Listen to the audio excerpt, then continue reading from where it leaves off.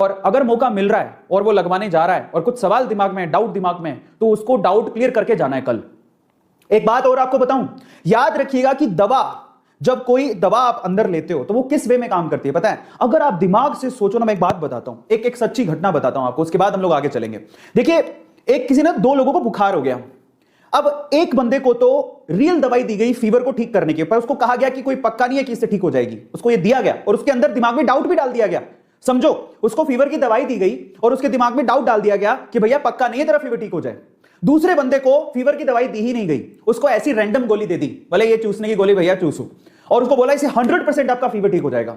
आप बिलीव करेंगे कि 5 दिन बाद जिसको रैंडम दवाई दी गई थी उसका फीवर ठीक हो गया, लेकिन जिसको रियल दवाई दी गई थी उसका फीवर ठीक ही नहीं हुआ। इसका मतलब कोई भी वैक्सीन या दवाई के साथ एक चीज और जुड़ी हुई है, वो है आपका पॉजिटिव थॉट प्रोसेस।